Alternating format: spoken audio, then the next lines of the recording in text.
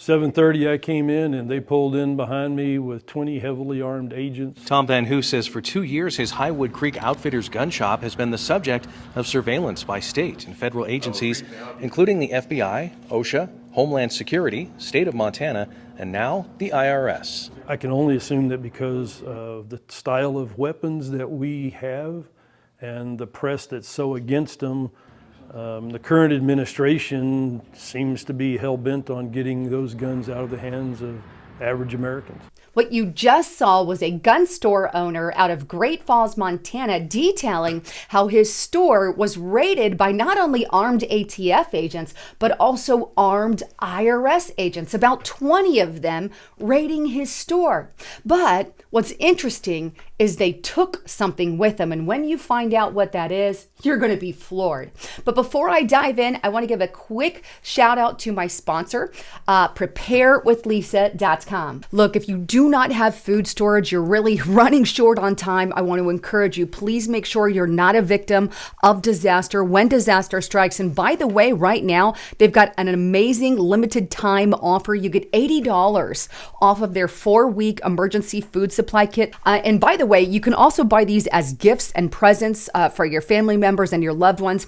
I want to make sure that they are ready if the crap hits the fan as well, and then they're not knocking at your door. So check it out at preparewithlisa.com or click that more button for more information. All right, so let's dive in a little more to why the IRS is now raiding gun shop owners as if they've committed some kind of crime that they haven't. In fact, there's more to the story that's really going to boil your blood, because not only did the ATF and IRS raid, Soviet style, the gun owner's shop there in Great Falls, Montana, but on top of it, they took something with them that had nothing to do with the IRS. Here's Representative Rosendale addressing that. Take a listen.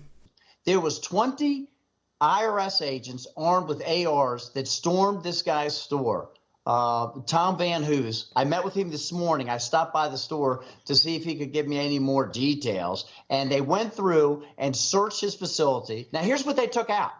IRS, right? Financial records, accounting, making sure what transactions were taking place. No. They took all of the 4473 forms. The 4473 forms are what everyone fills out when they go to purchase a firearm. So the IRS took every single one of the 4473s that Tom Van Hoos had in his possession there at Highwood Creek Outfitters. And I am concerned that this is another attempt by the IRS to create a database on people that they can target for being conservatives because they want to own their own firearm.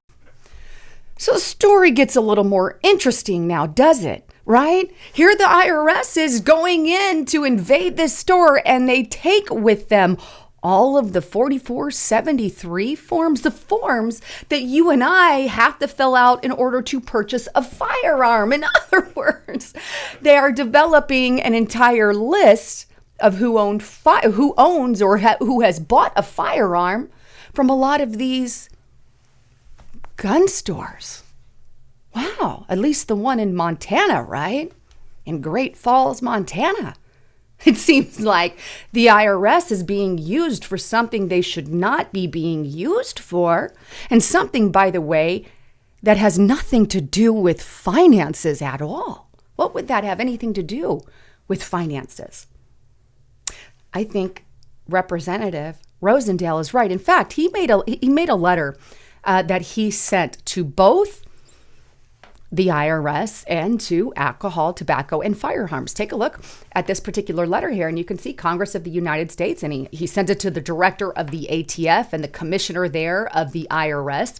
But he goes on to address the situation that happened there in Montana, and basically he says, this event that happened there is yet another example of Joe Biden weaponizing federal agencies to target and harass hardworking Americans for exercising their constitutional rights. He goes on, while we wait to hear more details and the rationale behind this raid, given the positions of the Biden administration, this raid appears to be an attempt to intimidate firearm dealers and owners. This is particularly worrying given that it comes just weeks after the ATF closed a gun store in Cobb County, Georgia, without an advanced warning. A pattern of intimidation and harassment seems to be emerging under Director Dechtelbach's leadership of the ATF.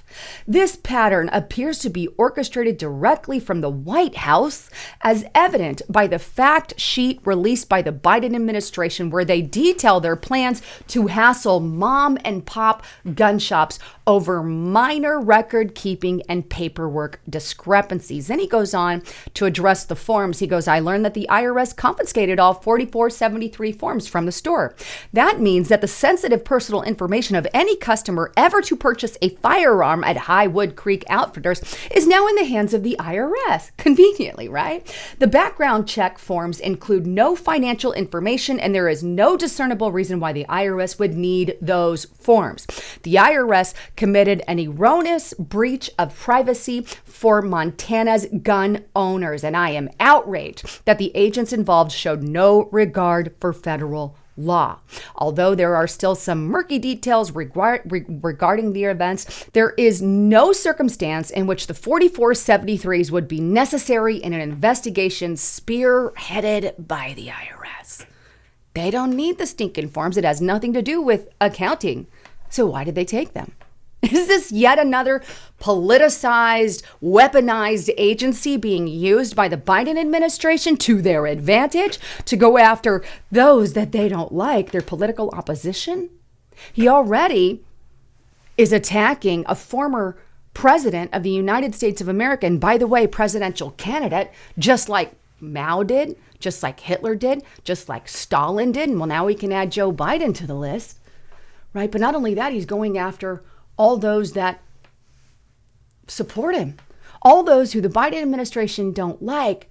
You're getting harassed by these three-letter agencies. Strange how they have been weaponized, right? Remember, under Obama, they utilized the IRS to go specifically after all the Tea Party patriots and conservative shops.